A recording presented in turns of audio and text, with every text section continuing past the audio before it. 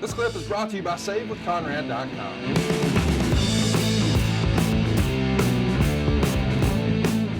Well, and the booking's just bad. I mean, even Meltzer would write of this match, where he finally does become world champion.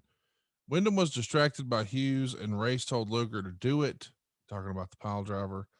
Luger gave Wyndham a pile driver and pinned him. After the match, Luger left with Race and Hughes. Although nobody knew it, Luger did turn heel. So, people these days talk about the Big Show's WWE run, that he turned, baby face and heel more than anybody.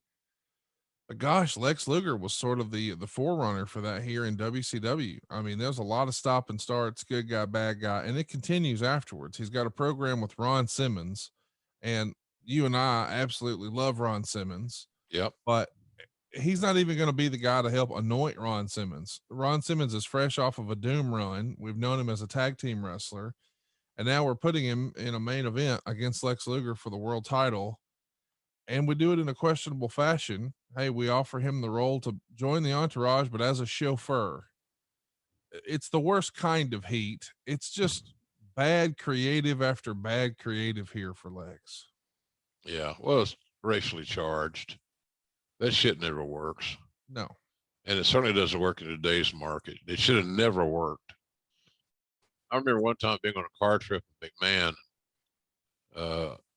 your boy Brucey and Pat Patterson and maybe Cowboy when he was there at WWE. We're in another car. I got assigned to ride with Vince so we could talk business and under the auspices of talking business. The bottom line was the other guys just didn't want to ride with Vince because they knew that he wasn't going to let them up. We continued to talk about business till we get to our hotel, to the next town, wherever it may be.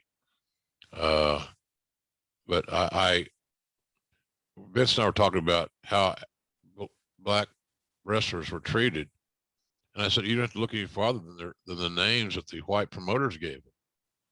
Bobo, Pork Chop, whatever it may, some, Bearcat, Rufus R. They're all so blatantly racial that, in my view, but you're not going to change the system because the big decision makers were not men or women of color. They were generally alpha Caucasian males who grew up in a society where the black athlete was not respected, and they sure as hell weren't going to get a big push because of their skin color, which is embarrassing as hell. Sad. So anyway, yeah, I just thought the booking, we've talked about this so much on the show that it's just bad booking, man. It's just, and again, as Lex was more emotionally invested into what he did for a living, that was always been one of my, if I have to have a gripe or complaint or speak of something that I perceive to be somewhat negative, it might have been Lex's emotional commitment to the business. And I can also see, to his defense, Conrad, how could you be excited about the fucking business? Right. I'm a good guy, I'm a bad guy. I get to the big match and I always lose. Well, it don't take many of those get to the big match and losing to where you're done. Yeah.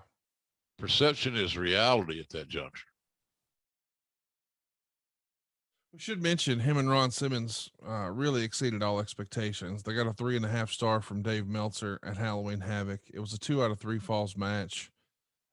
Meltzer would say this match was quite a strong argument point for the 2 out of 3 fall match concept, because technically it was nothing special, but the 3 falls gave them a chance to do a storyline that made it a very good match. So they over delivered, just as we knew, Ron Simmons would when he had an opportunity in the main events. Hey, it's Conrad Thompson. Thanks for checking out the podcast here on YouTube. Be sure to hit the subscribe button and the notifications bell so you get a notice anytime we upload some new content. And go save yourself some money right now. If you're in a 30-year loan or you have credit card debt, it's not a matter of if I can save you money. It's a matter of how much. Find out right now for free at SaveWithConrad.com.